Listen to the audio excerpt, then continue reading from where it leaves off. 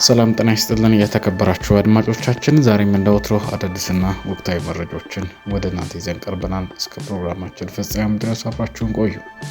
ኤርትራ በኢትዮጵያ ሉዓላዊነትና የግዛት አንድነት ላይ የምትፈጽማቸው ጥሰቶችን በተመለከተም የፌደራል መንግስት የያዘው እርምጃ ከመውሰድ የመታቀብ አካሄድ ሁሌም የሚቀጥልና ገደብ የለሽ ተደርጎ መወሰድ እንደሌለበት የውጭ ጉዳይ ሚኒስትር ዶክተር ጌዲዮን ጢሞቴዎስ ተናገሩ።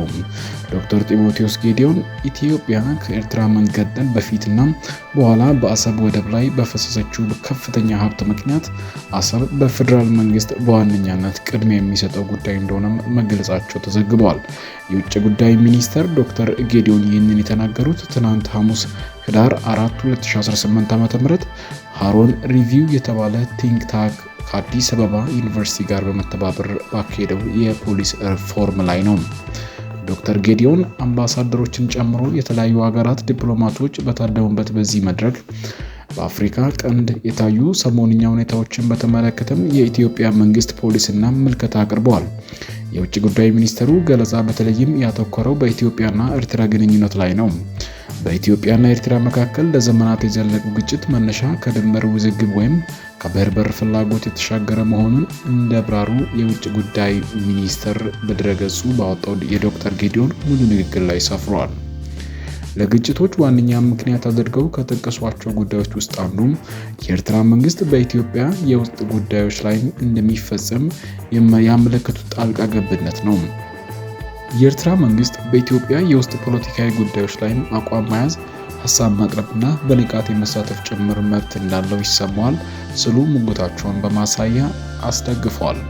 ከዚህም በተጨማሪ የኤርትራ መንግስት አመራር ኢትዮጵያ ላይ ጠበኛ ፍላጎት ላላቸው ሁሉም ኃይሎች ራሱን መገልገያ አድርጎ የማቅረብ ዝንባሌ እንዳለውም በማንሳት ወቅሰዋል።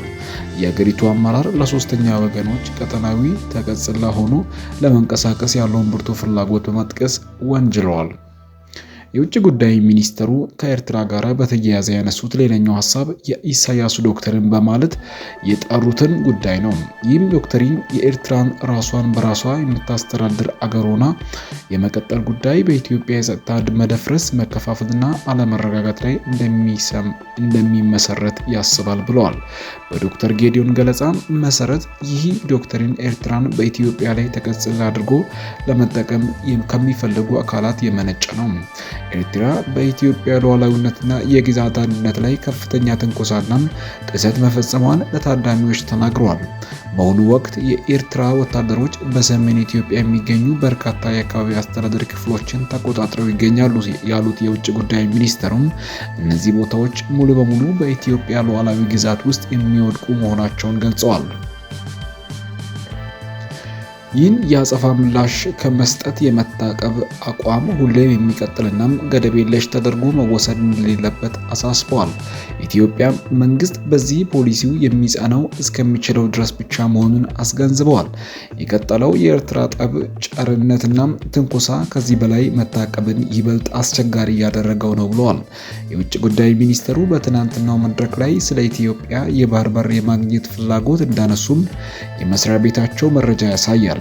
ዶክተር ጌዲዮን የባህር በር ለኢትዮጵያ የህልውና ጉዳይ መሆኑን እንዲሁም ከ130 ሚሊዮን በላይ የሚሆነው የሀገሪቱ ህዝብ ዘላቂና ደህንነቱ የተረጋገጠ ባህር እንደሚያስፈልገውም በመጥቀስ ከዚህ ቀደም በመንግስት ባለስልጣናት የተነሱ ሀሳቦችን በድጋሚ አንጸባርቀዋል። በተጨማሪም ዶክተር ጌዲዮን አሰብ ወደብ በኢትዮጵያ መንግስት በዋነኛነት ቅድሚያ የሚሰጠው ጉዳይ መሆኑን እንደተናገሩ መድረኩን ባዘጋጀው ሆርን ሪቪው ድረገጽ ባወጣው የውይይት ጭምቅ ሀሳብ ላይ ሰፍሯል። መንግስት ይህንን አቋም የያዘው የአሰብ ወደብን በተመለከተም የተፈጸሙ ታሪካዊና ህጋዊ ስህተቶች ለማረም ካለፈው ፍላጎት የመነጨ ብቻ እንዳልሆነም አስረድተዋል። ኢትዮጵያ ከኤርትራ መገንጠል በፊትና በኋላ በከፍተኛ መጠን ሀብት ማፍሰሷ የአሰብ ወደብን ቅድሚያ የሚሰጠው ጉዳይ ለማድረግ ምክንያት እንደሆነም ገልጿል ተብሏል።